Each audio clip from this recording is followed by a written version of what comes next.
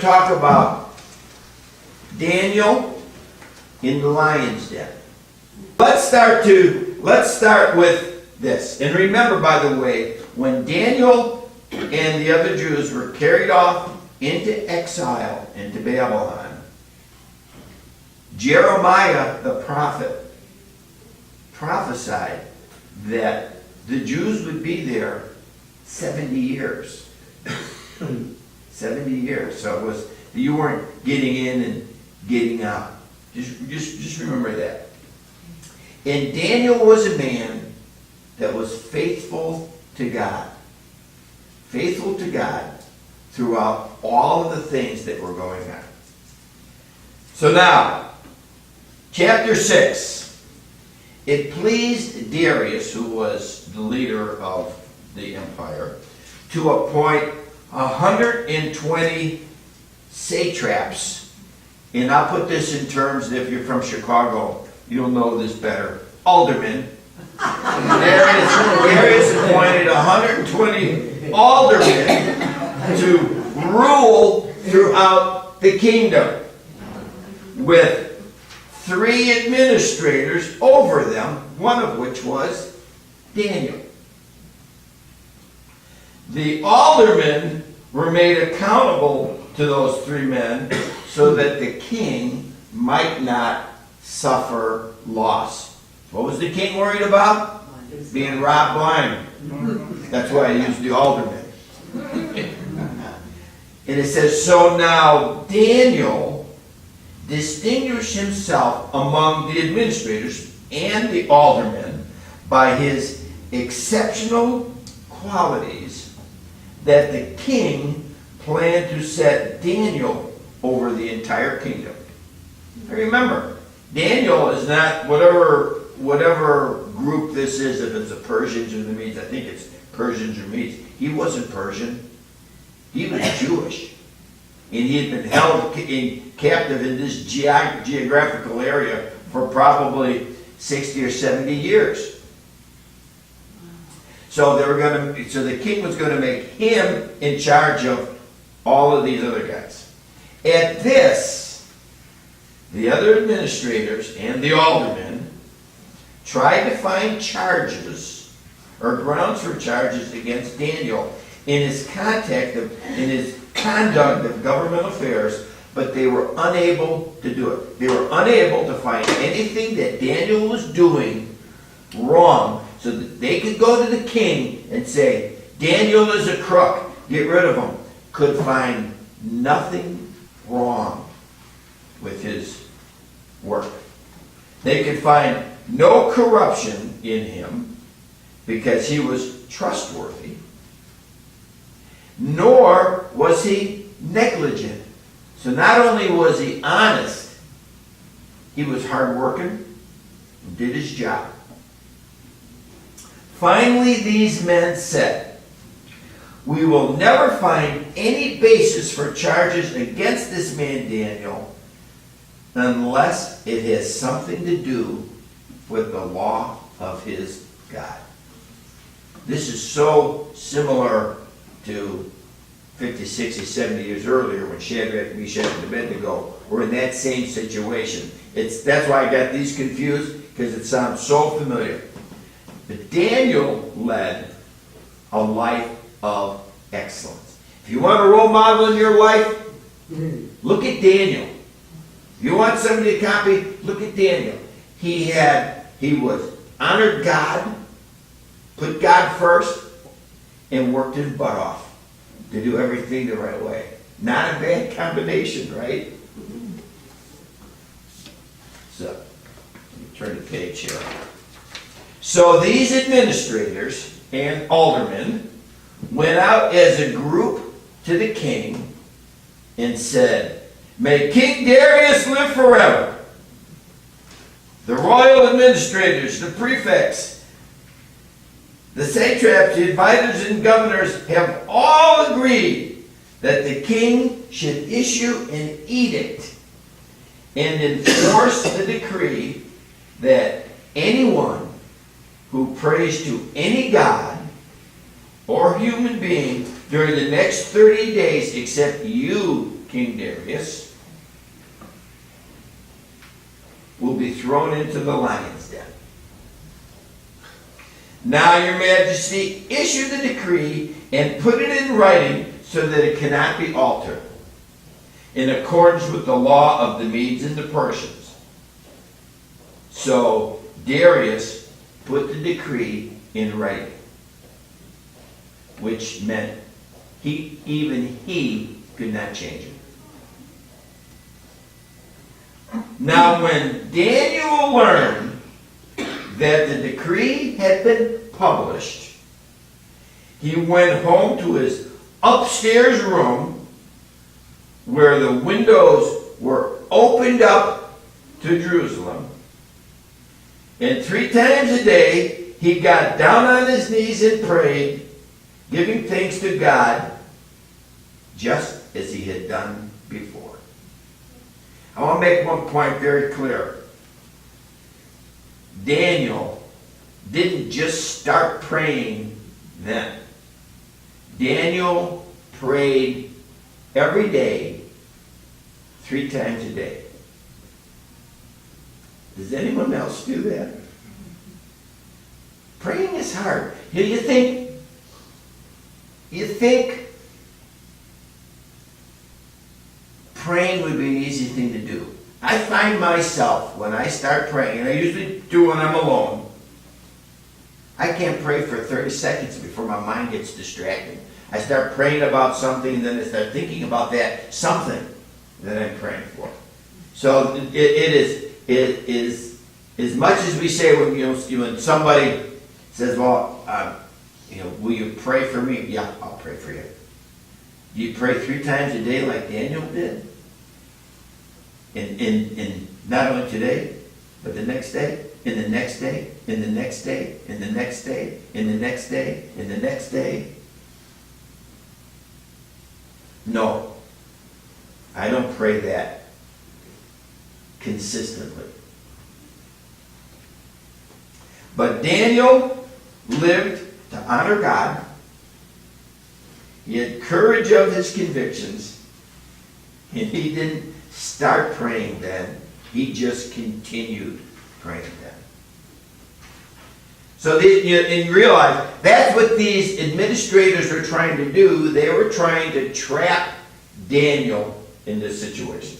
Then these administrators went as a group, found Daniel praying. So they went to the king and spoke to him about his royal decree. And they said, "Did you not publish a decree that during the next 30 days that anyone who prays to any god or human being except you would be thrown into the lion's den?" And the king answered, "The decree stands." In other words, I said it, I'm going to do it. Then they said to the king, "Daniel, who is one of the exiles from Judah, pays no attention to you, your majesty, or to your decree that you have put in writing. He still prays 3 times a day." And get this, when the king heard this, the king was greatly distressed. Why? He liked Daniel. He liked Daniel. And the king was determined to rescue Daniel and made every effort until sundown to save him. And I don't know what those every efforts were. He made the decree. He may have been tricked into making that decree, but he made the decree. Then, again, the men went as a group to the king and said to him, "Remember, your majesty, that according to the law of the Medes and Persians, no decree or edict that the king issues can be changed." So the king gave the order, and they brought Daniel and threw him into the lion's den. And the king said to Daniel, remember this line, the king said to Daniel, this pagan king said to Daniel, "May your God whom you serve continually, rescue you. Because the king couldn't rescue him.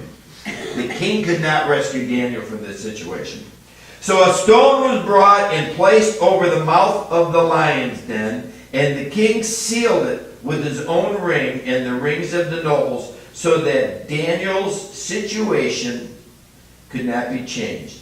Then the king returned to his palace and spent the night without eating and without any entertainment being brought to him, and he could not sleep. It must have been in there, but Daniel was put in the lion's den, and that stone was placed in front of him.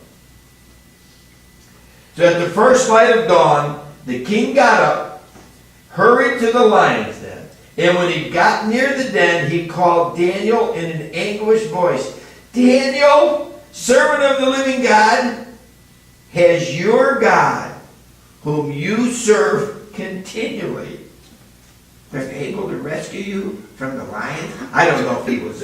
It said anguished voice. He had an anguished voice. That not angered, anguished. He was worried, probably saying, "His God couldn't save him. His God couldn't save him. Why did I let those fools trick me into making this decree?